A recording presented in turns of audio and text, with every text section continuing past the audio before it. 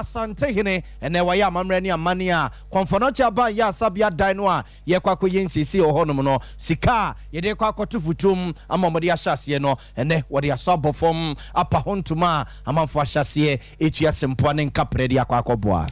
Ghana Mampany ayi Eranomian Sabia and Chakra. One more quaquia judge for a Supreme Court. I was afraid the Macomra Sveg, Fiamia Quacobusa, the property partner, Nims and National Security Minister, or Comra Sveg, Fiamune, na when young call, not Yesu Yai, and the Assembly CNTA, and then course the National Security Minister, and also Comra Sveg, Fiamoa, one more Essan was say in the Quanso call, you have caught Niaka couldn't come on at the Afan Womra Sveg.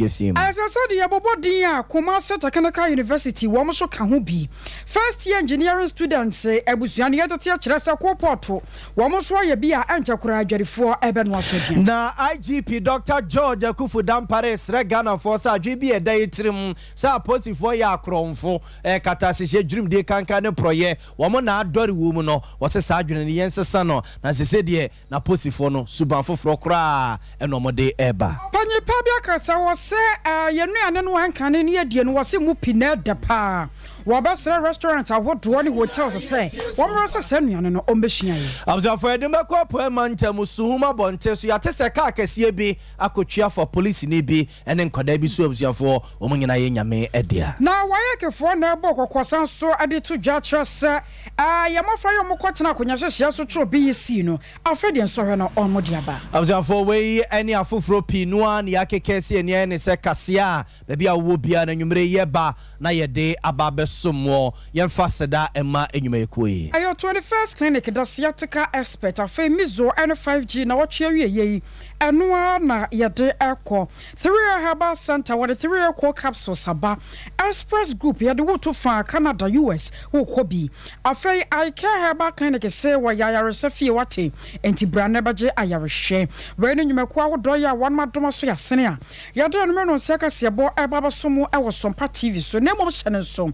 Some no ya crochet ya kwako gu aba fontenta fidie so aya www.sompaonline.com kwa benya binwa kenkan asonfo mienu ane atenase akosia ajewa kwade aboaten enemedi mene nana ya obo amali bia boga ensemi abzafo ye hyase de free eye krobia sante kotoko hene opem so say to otoso mienu danso tipeso da yepa absia ne naso na ene yewra ya mamrani amane a konfonoche aban ya sabia ne abo hu dawuro be na watch mienu ne ebosome ene kakra ni esempedimfo etieti an kakra ne enye sika na dia kwakosiesie honom no ene Europem so oseti otoso mienu koi ekokopa hontoma ene mpedimfo atwetwe wuro abepia nkumaku ne nintini a kroimo ye so mabojusem ngi eto adonko ye nyinara edo omane che konfonoche aban ya sabia do omane monyam ekokota akire ekoboa ye wramra na ene opa odwumedie ne ho entuma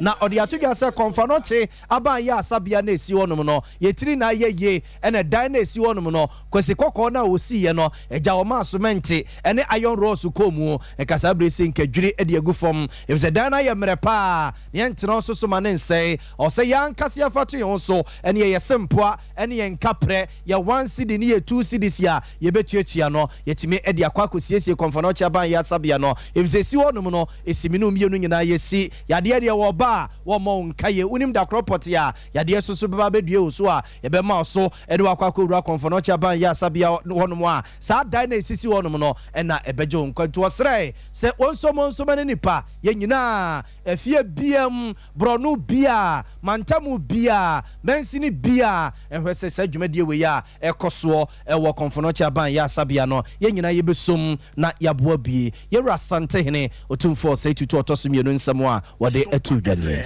no be ka chense na na se de adwuma di ahyem nsa no ehia omo anu moment se me wo mu no doso so ode tu menim nam se ampa mia mewia me ho abehwe metiti mewia me ho abehwe emergency e yiwo kakra nante ho na dwobia hwe se de ositie so me ka asma jesem ko hwe ansa na mbia ya sam so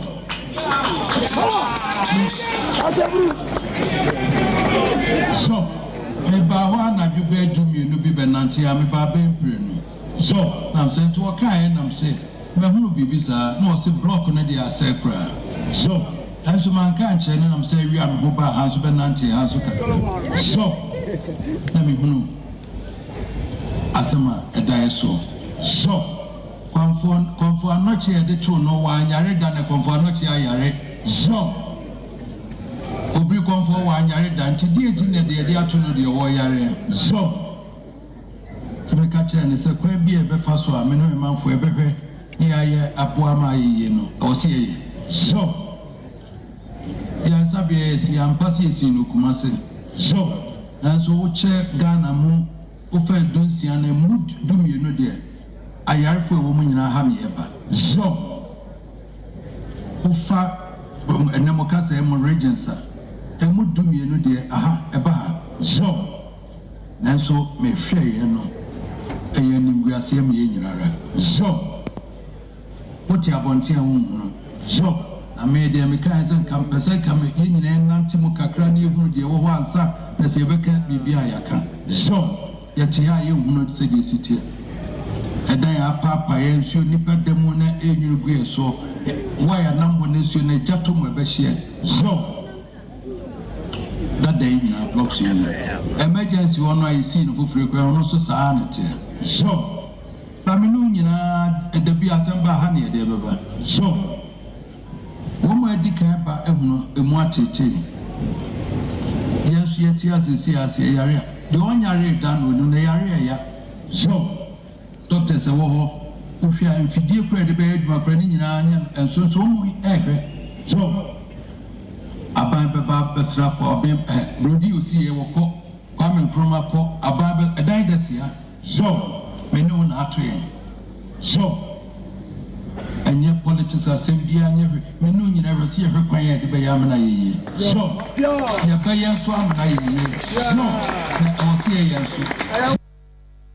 Absia Fonti way a raw pem so say to toss me no dance and na otrese ye beya manabroso na konfonoche dan esi wono mo sese no je say ayemra manabroso ama emumpe gumu emumfidi esisi mu nyina no enya papa bi ntia doctor for ne apomdi adwuma efo ho no no je so mo chefo mo bo pa yakopon kra na doyen eno mugusoa ede eye adwuma no akire na otu bi ede emane emrasebejafo no a wo mo ewa santemantema no se omo yaman krantena ene akra asem no aye omo dedodo omo tumi ekuta wo mu a omo de tetemra se begefie mu a ye ba asomasi no obintindin wo ye MP de manhia yeso wo ye MP de mabantma wo ye MP de masoame wo ye MP de mofori krom wo ye MP ede ma atwema kwagoma wo ye MP de ma atwema mponuane ade no wo ye MP de ma yasoase chese ye omo je fans ni ade nyina no eye asante ene adehia ewo kuremu na ditumi na mo wunum e ditumi ne mo so no makozi sinkran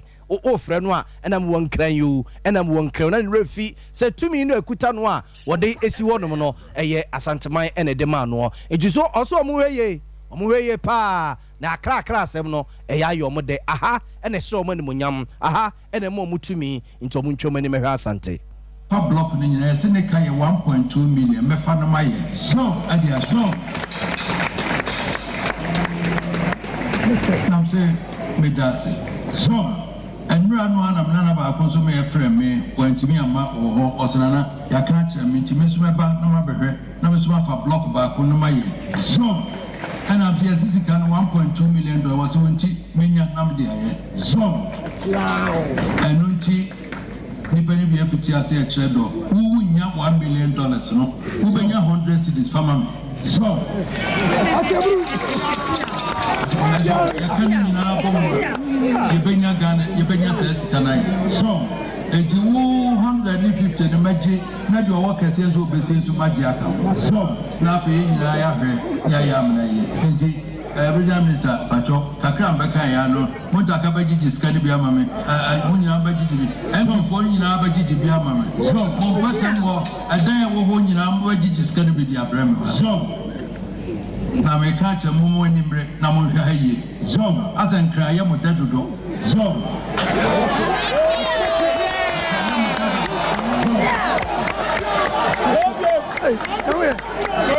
kra ya mo dadodo no munyai awiranu na monhwe wenu ne bama mo matimi anya ni monyam wo fa block no nyina yɛsɛ ne ka yɛ 1.2 million mɛfa no ma yɛ ade aso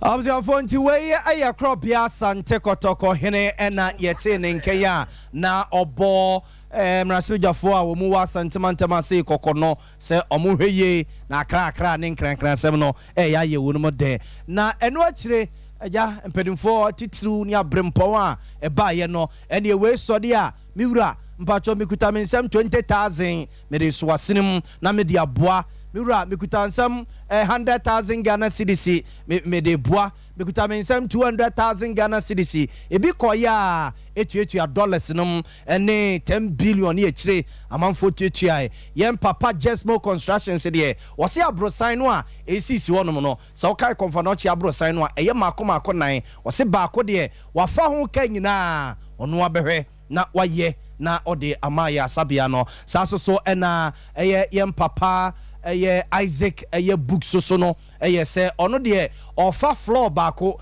enti abrosa akese nan no floor na ekotintin say no ekosi tire book of ba no ofa mu adwuma ni nyina yemfa ho kana ema no ye ma me unit J so e de 10 billion 1 million Ghana cedis ekodom yewura se onsom no no so eja onfa nka foto no ho no mo emfa enhyase enya adwuma kwabena nyame ene apia stadium esusu kotua 5,000 Ghana cedis eno no kra no omo kosere free ye ma me unit J ho ena omo de koye na yenkotie ye ma me no adwomfo ma no susu tua eye 50,000 Ghana cedis connected to them no 500 million eno mutua ye so omo susu omo ede boa bi na yentie empedimfo no me omo hyase me de sempoa me de takuba yentie omo kakra we the regional minister Meka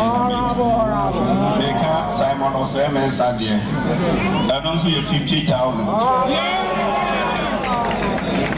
na MMDCs no two for beba we na beba na ye di wo so di no aba damas enye kia bi asem enye kan ha say the regional minister kan MMDCs no ye di no beba we di Confanochi is Masi metropolitan area. So, me challenge the regional minister to get 20,000 at the trust in their family.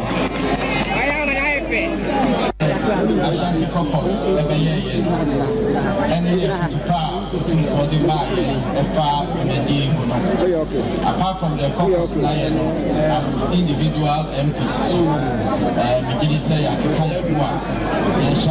any contribution. Now, else, we say we are one man as renovation they cost me because we have a so two for down and this me by 50,000 Ghana cedis. Limited liability to an individual and a person so you individual. And Ghana oil every kind buy. Mobile almost about 200,000. Honorable Kwame Osai Prampe way or no kwa. No. Yasi ya kabu. Yenti mi mejinani ya kase ya yitaku anasampoa. Nanso tubedia udi ama asantemane kana manyina no. Yetu ye ho asiwo.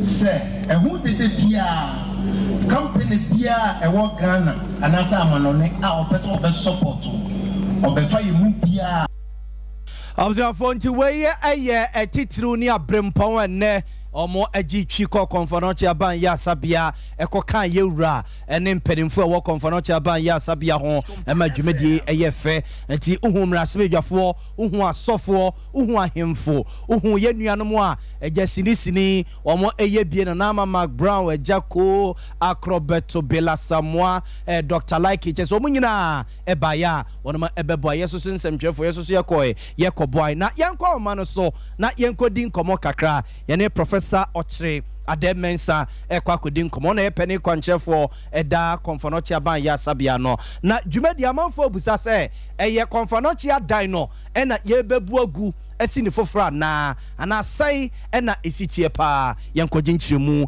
emfa eye dwumadi no ho yehwese yebekwa ahoma no so na yene Professor Ochre Ademensa akodi enkomo wono ene ye pene kwanchefo eda konfo anoche aban ya sabia na no na ya ginchemu ede afasa adwumedie wi a wono mo eye no ho yedim se eye nsiesie ena ekoso ehonum nenso dodo no a adwene om se ebia na adan no ene ye kagu fom na yasaso asine foforo yegusu atoato ahoma no se ebenya prof ewa amano so na ye ne no akwakodi nkomo enya ntuto mu die ye ntoaso na ye nkuye nim kase nim Ghana mampanyi na danko akufu ado ade ato joya watcher se na Supreme Court sa wo hwemo pa no a nioma hodro bi asase ya akwachewache awo no pa wo kyerem sento krontokro bi aba dedam ti ama won bodwemadi no entimi nkoto te sade won mo pem nam sunti wagina Ghana ya mamra tumi no so ya wa power ra no miensa wo kyerem se won mo nyina da free appeal court ya nyankropon ya dom na amra hwedwafo gye won mo tum pe wade won mo nyina da ekwo ma Ghana ya Supreme Court na won makwakoye bi diaboa se ajagefo na awura no miensa ya obo won mo din no Justice Anthony Kofi, Justice Yao Asaredakun, and Justice Ajay Frimpong. Now, Abraham Payna do at the Krata Kwamama Shirja for now one more can no, and First Deputy Speaker, one more cry, where I'm Rashid Johnny, I was Santa Bakwai, about 1 pass or so, one for Joseph for Sewu Sujo Wise, what can I say, Edituaso. I instructed the Attorney General and Minister for Justice, Mr. Godfred Yaboadami, of my intention to appoint to the Supreme Court, subject to the satisfactory conclusion of the processes set out in Article 1442 of the Constitution, the following persons. 1. Justice Henry Anthony Kofi, Justice of Appeal. 2. Justice Yao Asaredakun, Justice of Appeal. And 3. Justice Richard Ajay Frimpong, Justice of Appeal. On 27 July 2023, the Judicial Council advised me by letter under the hand of the Council's chairperson, Chief Justice Gertrude Araba Esabasa Kitokonu, of the suitability of my nominations of these persons for appointment to the Supreme Court. Upon receipt of the Judicial Council's advice and in accordance with my duty under Article 1442, I consulted with the Council of State by submitting the names and curricula vitae of the nominees for appointment to the court.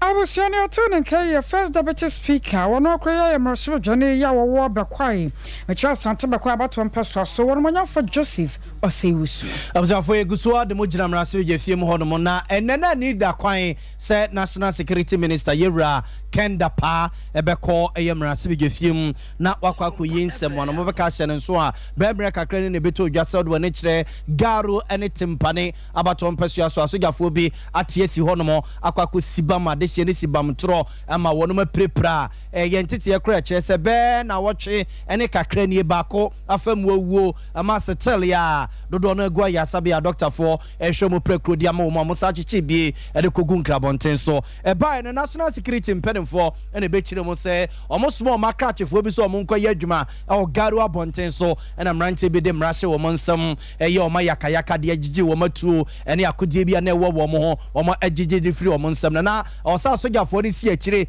a call and Omoko Jesse to no any Akodianwa now one national security a cratch for no now or more etwaso a Yenshi Modify. And design Remono and a Cobasa, this any binum, a coye tintin trinity samoa, or mu brim binum, a prepre binmoa, if you also saw much modomo, a kugu and crabontin sono. Nabusiana, and need that quite said ne, Yera, a Albert Kandapa, commerce with him, if the number soldier for no boy fupa, Sadianoa, National Security for the Masuja for no cocoye, no, not yatese no namco conwa, and no me say, Unyai, na one son, none a chinko, na uncle twaso, and conquer Juma. Na eba say no a jan some for na ye pese etiase yentia National Security Minister nam council bam na sigefim no masa no se mu nyama won koto aso nko na adwuma na wo emrasibia for na ento aso eno nti Honorable Alexander Afenyo Kensia wo ye MP de ma de se wo futu abaton pesu aso edom kese no a emrasibia fiem no wo na ye penimpa be de ekira woda no o chechire mu sei e de kire nsɛmtwefo ne yentia National Security Minister eba no mo sa no se wonyae o chechire mu sei de kire yen was made and comments were made by leadership quietly to engage the National Security Minister. And I came to report the outcome of the engagement, which engagement led to the National Security Ministry releasing the gentlemen who were in custody. And I must explain here that at the time I was sent by leadership, I had already remanded them for 2 weeks. Upon all considerations, National Security, through its prosecutor, applied for a rescission of the said order, which the court granted. And the same day, it ensured that all those gentlemen were sent back to Garu, handed over to their relatives, and when they are needed for further investigations, will be invited. So, Mr. Speaker, that matter has been settled. The National Security Minister did what was supposed to be done. He followed due process and listened to the voice of this House. So, Mr. Speaker, that matter is closed. Abusuanti we ayam rasbeje ni owo rasbeje fiema de se wo futu abaton pesua so no akro no a na edom kese a owo rasbeje fiemo ye penimpa be de yechire eda wo no ma no ono abo Alexander Afenyoma Kensen yete ne nka no National Security Minister kwa wanya nko rasbeje fiem anko koyi nsem ano na ochichire mu ni ntia omo esano omo sana sewe no ama Kumasi Technical University several yabo din kwa ngoma na wanmo mo bo modern na wanmo ya dia ese wanmo so dia ba mu bi pa na ne nyina no akwa gina se first year engineering students ahodo ba samiansa ka kwa nan so wanmo ya ko port de aba ya maamenom womo de baba ye nuane abonkwa piapian ade amaye na eno na omanfo bi mo ka se ko port de sadenki ye dan ya ne ko so me ha ya mazi hakora no a ye nuano mazi fo womo de cars no enwo pass ahodo no be betumi aye ko port de amaye enti wa hu hia kora so we kwaje ho ntete ene ade bia na eno nam so ma Dr. Charles Obensapon one ye director of public affairs at the Kumasi Technical University no che se o Ghana for mo kasa dodo na we no nyese bia ayare fofra fe na aba so agya omre baba je fancy bia ni ana bibia to sa na momo no madi nka ye bi kura dada wo no ma wo maye no ewe kura na ye na nketo amuo na asa ne ebe ya wo manfo pi no abehunu se school no so no sabi o first year se wo matumi akeka no ma se ani aye bibi nti kura no ana aba monte na mumwe kura na sabi o anya achievement bia Kumasi Technical University technical university a nyama bibre na asemu aba ye ka ho asemu first year student omo ye suafo a onu aba foforo de omo a ye nka se fomo afo onu ye ka omo asemu kra de omo ye ma Sompa omo ye program ye mechanical engineering ne pia omo deal with metals and fabrication ni ade na Kumasi Technical University ye tuma tiemo no entisa university aka tese theory nkwa de ye dia no kekasa no ye tieni no fakasi no aya bia tiensa na ye bibi nti atefo kwakra won mo apa omo bense ba bo so me ensa e wo sa semester no ese so di bibi ba oba ese so wan kasa so be ye bibi aka engineering na ese so wa wo do sa ye na de ka makasa we no ye ma womo de metal but also mechanical engineering so additional area we need it is male dominated area and then my partner can call sir akoye saade no anaso obifia saade no na ema atemo no necessarily show no krani ema di omo no omo kosoa ma men kan si so bi so say this was just a class assignment ati omo ye no class assignment o di say wako yan ka say wo school mo ni ama homework except for ye bibi bra I know they want from copy we are in a class wa name my name say ye project indeed o be call lab no akoye now it was just an assignment okay even at end of semester project yeah Sompa you know the test ni be who say Kumasi Technical University ya oba ya ni do wasa here that we are therefore so to say the integrate on find nine addition no and also to we HB and addition no and also we postgraduate student we masters now we we deeper original brand and this same man kitty and my idea it is a story it is a so the Kumasi Technical University a lot of inventions ekoso entinyese we na ye pe dia boy ho safo nya asabi enka nyame adum adisua ko na tinya ye nema pepe no ka de bia no so ko bia wo nya poso social media ye student ni bi aye bia ye fe no anti slip eyebrow o se kan ko nsia ba de pre ya ta report ya wi se ni wa bia brother ni wo de she ana se mpo bia o ye secret ye se plan ha se na o de she ana o mo ye adwuma so mail bi ke bi o mo twetwa ni ana obi o ha o gina so na o pa no water so the sad glass ni bi sha o yes o da na aye no it be a BP aye no it be na we ni ati nti wonna wonna na ye student no ebi eneye they no ka say you cream sprayer test sprayer this sprayer post ni ni amane na ye ti so diane say enya dia tell you obi ka say we ni e dey boy ho safo ni aye drones and sa ni na student na ye I was on your turn and K.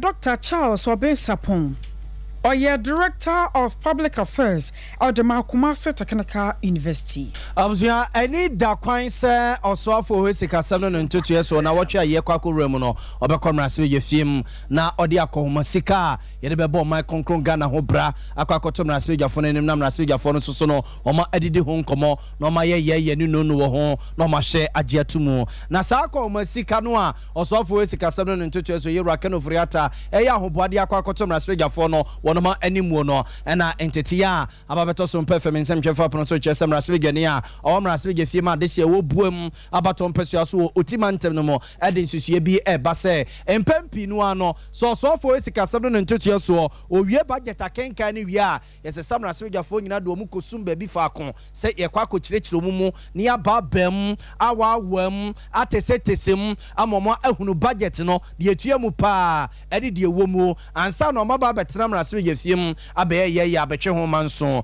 and no, and a boom Rasvigani, on a book of Yadam says to say, see a bassa Sam Rasviga phoning in a Aquaco soon baby, hotel you moko down car, Adriano Mobedia Hokania de Adeno, one do in Susie Basse, so mine yes, and Nisikadia, Sadi and Yang, Nasa workshop was and Chachenwa, Yabedia, Yabedia Rasviga phono, or my Emayama Wunum, our Rasviga Simonomo, since ye Bessa Wunum, see a domo eco baby, Yaku Church hotel near Diania, or Mo Ebedika, Honorable Kofi Adamson, someone, or de Etuja any. Earlier in the morning, I raised an issue on the floor of the House to do with this year's post-budget workshop. My position is that considering the situation we find ourselves, it is really very possible to have the post-budget workshop held here in Parliament instead of stepping out of Parliament. I did just a simple calculation and realized that for just accommodation for the honorable members of Parliament alone, if you are using an average of even 1,700 per room, that brings the amount to about 1.4 million plus Ghana cedis just for the accommodation, before you talk about transport, feeding, and the other stuff that will go for this engagement. My view is that we could save this money and use it for many other very important things. As Parliament, we should lead the way to show that if we say we should cut down cost of doing business and cost of governance, we must also lead the way and save this money. The majority leader thought otherwise, or the deputy majority leader thought otherwise, that it was a committee's decision. I still think that we can bring pressure to bear to have this post-budget workshop done right here in Accra, especially when they have scheduled that we will sit on Friday and we are sitting again on Monday. How are we going to travel to any location that they will choose, whether in the eastern region or in the Volta region? Travel after sitting on Friday and return early enough to commence debate on Monday the 20th. I will want to use this medium further to appeal to the leadership and also even Mr. Speaker for us to rethink this position of wanting to have post-budget hearing outside of Parliament, just for possibly a day and a half. I don't think that it is worth it. That's why earlier in the morning I raised an issue on the floor of the House. Abusuanti wey aye mraswejani o mrasweje fiema this year wo bue ma batom peso aso otimantem no mo yera Kofi Adams ne yete ne nka no ntinasem ne nyina yetiawa se fiada ɛna finance minister bɛba ɛde budget na ba bɛto wɔn anim a owie yɛ no a ɔsɔ mututu wɔn kae ɛkɔ na wɔn kɔ tena se kɔyɛ saa workshop no wɔn bɛhyɛ aseɛ efiada na nwummerɛ memenda ɛne ne kwasiada ɛdwoada ɔsɔ mututu amerika saba mmerɛsɛ fie mu ebedi budget no nkɔmɔ nto deɛ ne nsusuɛ ne sɛ ɛhunhia so mɛtutu kae yɛkɔ cape coast yɛkɔ takrade yɛkɔ ho ne akɔ akɔyɛ saa workshop no nkɔmɔ ntena nkran hɔ no a sɛ bɛyɛ ɔmo wie no kwasiada a adeɛ kye dwoada a ɔmo nan bɛyɛ ntientie ɔmo mmerɛsɛ fie mu na ɔmo aba bɛtoa so aba bɛyɛ ɔmo adwuma.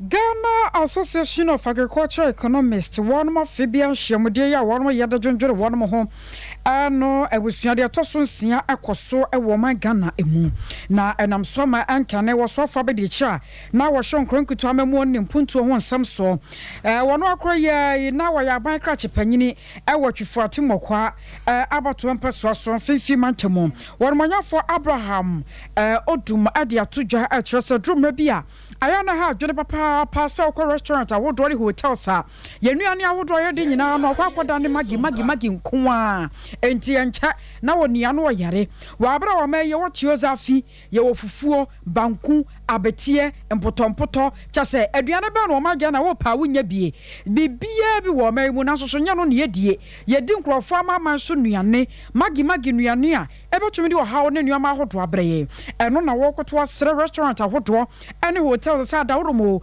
omo se omo nsa no kakra na wanwe no eya doso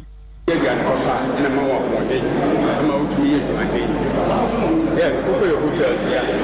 The Ghana is doing an ice out of Sodia, but Nigeria, almost the hotels in Mamunia, the Ghanini Timao, how Diana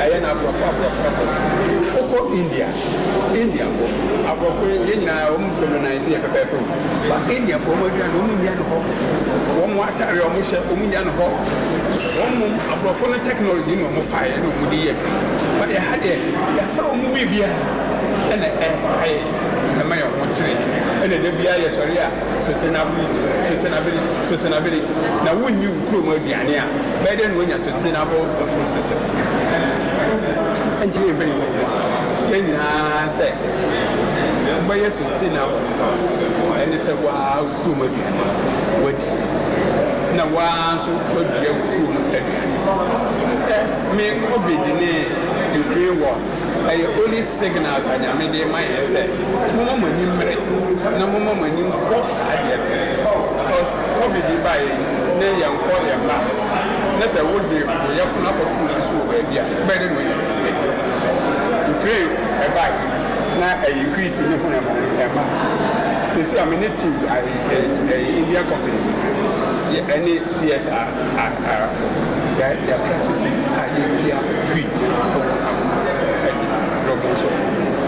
it's working. What pictures in your I didn't know you dear my process. So, your wasas, you wouldn't dear. Now, the BIA to complain, blame them, why? Then I did them with you. But less than 80 years old, and I'm assassin. I have so one facet as a beer and so you cook up because the more I was assassin, the Funtum assassin, and my Habaya.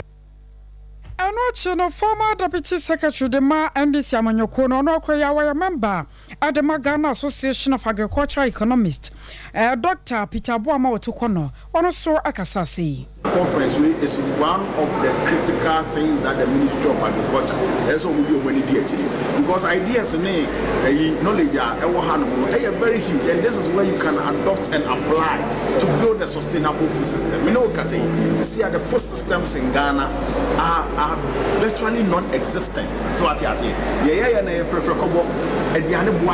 food prices are on the high, and look, it is the most dangerous thing to have.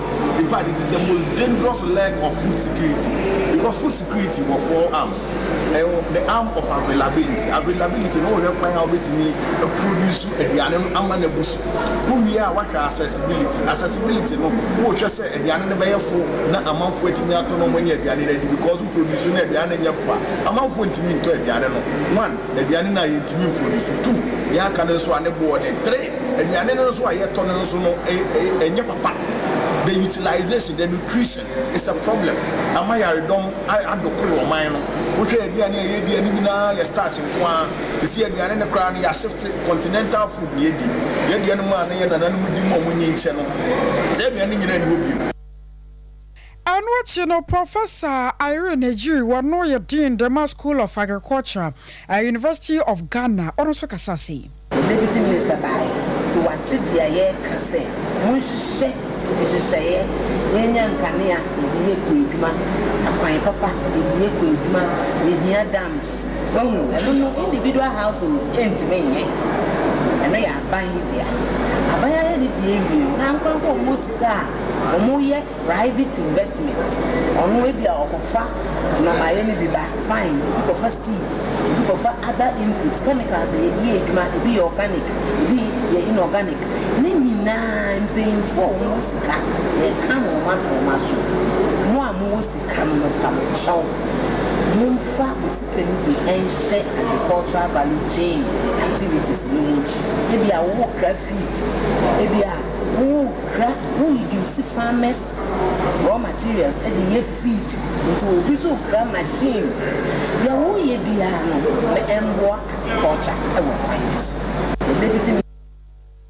I was your Professor Irene Junior 10 and K 21st clinic near the sciatica expert. Ya can for the more BBI or to a centenary action ward about number move.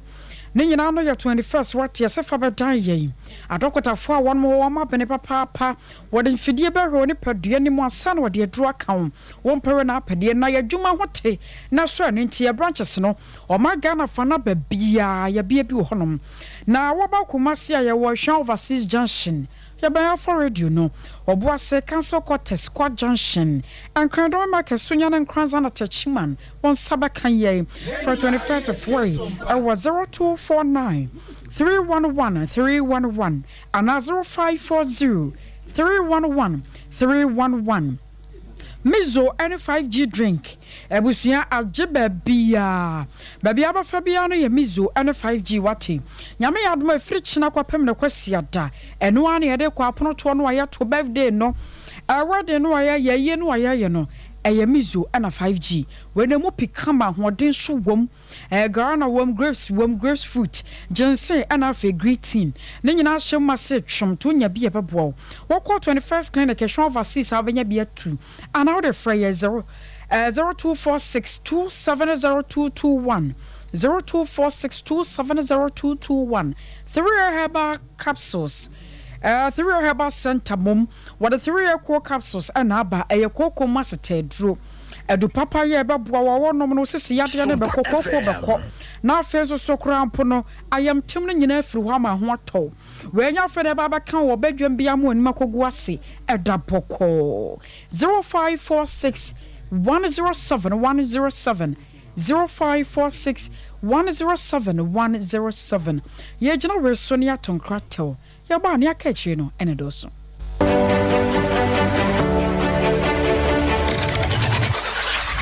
Introducing Mixer 5G Sparkling Drink, a whole new refreshment in a can. Mixer 5G is a tasty non-alcoholic drink. It is a perfect companion for all your events, including parties, weddings, and funerals. It is made with green tea, ginseng, guarana, grapes, and grapefruit. Get refreshed with Mixer 5G Sparkling Drink. For bulk purchases, contact 0246 270 221. This advert is FDA approved.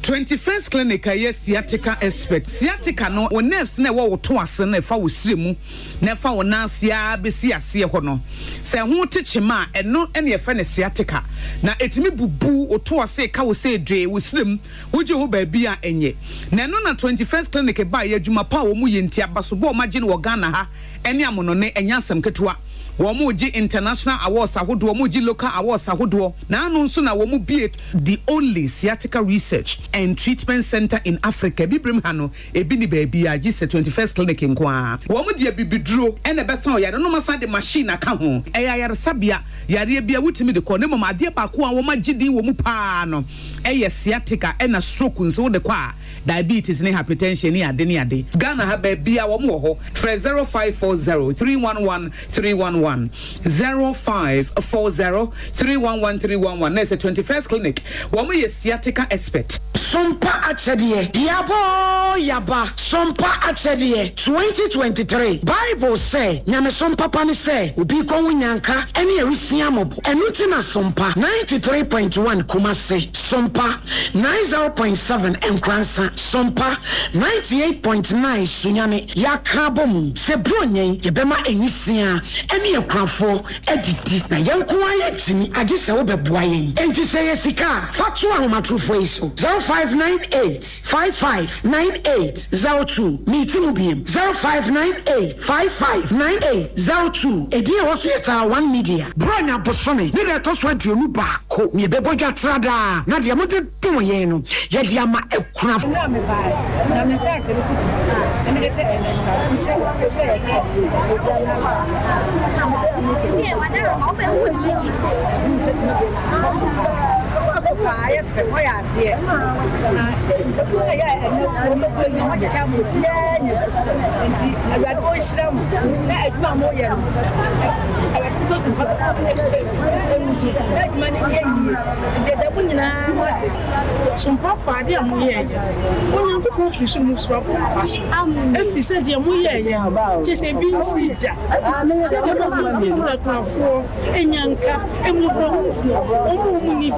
Shone classe, omo muni bien.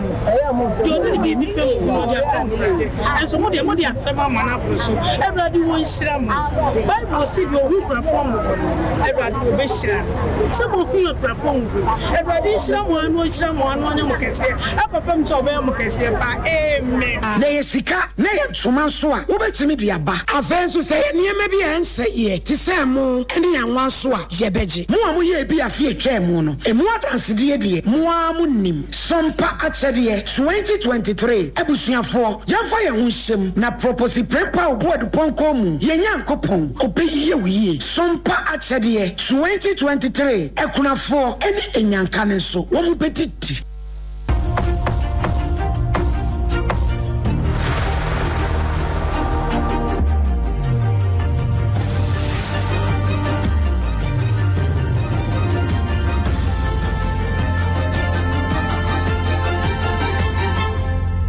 TV Emma Aketiapa.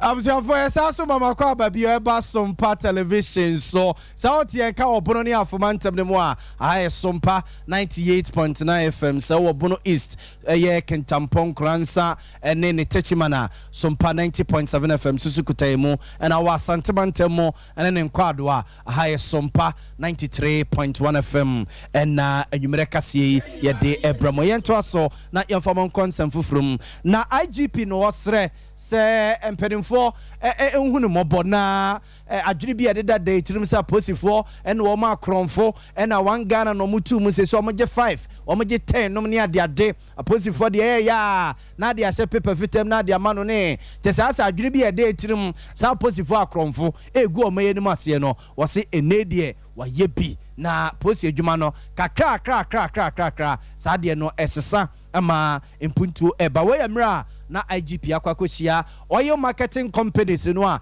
eja omukutekuta kasa kese petrol tanker ne gas tanker ya omode twi petrol diesel ne gas e de ko Ghana fa na gina no akwakosia wonum ene omudi nkomo no wosere wonum se adwiri bi eda de yitirim sa posifo akromfo omugina kwa so a nya adwuma no no moba be nemum sikadijia ne hia wonum no wosesa de no wosesa ne kakra yakoyenim na opani ayakwaku agimandua oil marketing companies no omuko nyina wodano se chairman edin sem sei eto IGP anim. Unfortunately, our clock is a little bit different. That we have some 12 hours to work. Depending on this, because of the armed robbery, the fear of that, we are not able to operate 24 hours. Ideally, time was when I was a schoolboy. We used to have 24 hours filling station service. Now it's scattered. Some of the stations 5 p.m. we are closed. And sometimes 6 p.m. In some places it's 9, in others 10. So we stagger around, and sometimes it's at the mercy of our customers. And some people even need fuel to send people to hospital. They can't even get fuel because we have closed. We fear for our lives. And we are happy. And right now, as we speak, IGP, we have about 4,000 outlets. in this country. Somebody may say we are a lot, but we are not. The population has not stopped growing, and we also have to make sure that we serve every nook and cranny, anybody who needs fuel. So we really welcome, as we grow, we welcome that. I heard what you said about the fact the past is the past. We have a renewed strategy that we have to have as we go forward, and we're happy to work with you and your men to be able to show that. I'm so way ayo penny kwaku ajimendia oyo marketing company sing in omuku wado mano say eye chairman na no see ya and IJP so no edi way to womanim. We are aware that in the past the environment used to experience a lot of security challenges. Working in concert with my colleagues and commanders across the country and police officers at every corner of the country, including the initiative that we came up where police officers were virtually on daily basis throughout the day visiting all your stations across the country, engaging your officers as they work. We've been able to stem the tide to an appreciable extent, but we also think that there are a lot more to be done, because in the era or in the environment of security, it's like the air that you breathe. When you stop breathing it, you die. So in the same way, in security, we don't rely on our past glories, because we welcome you. Feel free and be blunt with us, because we want to learn. We want to become better. Because like you said, as we sit again, we have developed a consciousness of having a great sense of guilt and a great sense of Dr. George Akufu Dampare, IGP, and Yetin Kane. West Africa Examination Council, WAEC, Wamodia Bassa, Yamofaga Mkwatana Central BC, no. Nyame so, so na wi ni nyata aba. Na ebaria one mo chese nei, soko ni akoda bia, obetumi akwa cafe akodo, na wakwa print na momu no wanche, won beta na dia masoko soko akodo no. Na obi bia da ensa atumi akane de. Na de wom kakra ne se soko be se empema duonu mienu ahanu adioson 22,000 ye chire die a won betu aka subject ni bo ho no mo a empanyfo nsa asom kakra ni nyina no ye apo ne ade na kwoso e won so hebremu oniti won mo twentwen so se kwa baso mo so de a won beje mu de ama won na mom sensansam bi etwetwere ho de a anya de obeje mu ama won ho to mo. Director of Public Affairs Edma Warek Yera John Kapi won Sompa kase edinkomo. In the course of marking, our examiners detected that there was collusion among some of the candidates and some copying as well.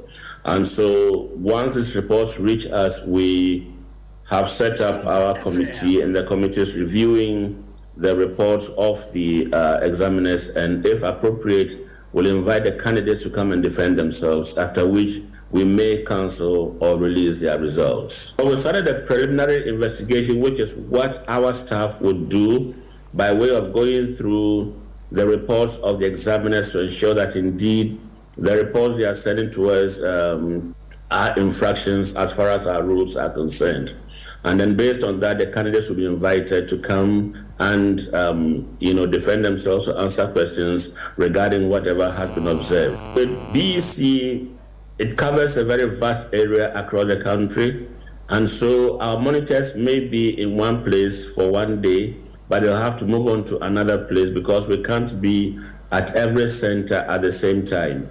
And so it is possible that some of these may have escaped our monitors who were in the field, but then the examiners were able to detect that, and that is what they reported to us, and that is what we are acting on. So the offenses vary. I mean, for whatever the examiners have detected, some of them, most of it is collusion. They may have copied from the same source according to the reports that we received. Some inadvertently left the piece of paper they copied from in their answer booklets. So these are the things that we are, and it's quite widespread, and that's the reason we termed it mass cheating. And so we are going to look through all of this and ascertain the veracity or otherwise, and then we'll take appropriate action. So these 312 candidates, school candidates, and 3 private candidates, these were infractions that were detected in the course of writing the examination. And so we had the opportunity of, scrutinizing the scripts. In the course of the marking process, we were able to get confirmation because the candidates also wrote their own statements confirming that indeed what was found on them was what they actually had, what they had copied from. And so that's the reason theirs were cancelled outright. We have the opportunity to write again next year. So all of these are based on collusion or suspicion of copying from a particular source. What happens is that for most of these scripts, we detected that the candidates produced the same answers, and where there were errors, the errors ran through all the scripts. Abusiani Otaran John Kapiwano, Director of Public Affairs at the West Africa Examination Council. Now, entity I can trust Confano Chidia Yana see for Yasia. And on some we are to yes, and the Pabinumako Chania, the Adamitre Besidiano. And the teachers are posted for actually Nipabako our home. Na nipa na one match no kura no ewe mo cha se bi ona dwene hada nya adwuma bi asana eno na twetwe aso so obi anadwene nya adwuma wo sida ekofa wo bi ntumi hunu bo ma we de aso ma ma hia na ze de no mu twa no o se ni o se twa no o mo se twa da ho no a be sekan sekan wodi si mu be sekan tutum se o twa na najo ti anadwo na amanfo ada na che so si ho ene ni ten na we kura ka o jan zar to form za na de o oh da bida eti abusuani eti se aposifo akwa nipa ko okotwa ye no won makwa no mo kire no a yese na adwen nye nti afa na won mokwa hwem sampasa na adwen nya won ko kire mu wo koto na yenti na nka ye bomode ase ye nsabeka nipa ba kwa wote fe yi ase Richard na na di nkomo afa wona so ya poso ahoma no a nya de se ye hunu ye nto aso you yento asre ye mfase da ma enyumakono abusia ye ko Express Group yento fa na yenko Canada, US, UK, Australia, New Zealand, Germany ne da kaka ho aye woni je obi so on ma na da so pass dachi obetu kwan so obeso tu kwan bia aye Express Group wati yento fa na yenko okwa kosua de ana okwa koye adwuma ana se provision na wo pe ticket na na so obi wono mokra na wokoto Express Group ye do betu pa ma ho ato kuma siasa fule baron about and so kaneshi first light on sabaka ye 0249 000448 0249 000448 I care her back clinic ya resafie ewusua no mpemu ya de hu dwuma o se no mpemu na twetwe ho enkase ni mu abu wojo ba bia enye wo kire bramo wo kire nkase wo sisi wo poso a I care herbal clinic edwoso zongo junction ye wo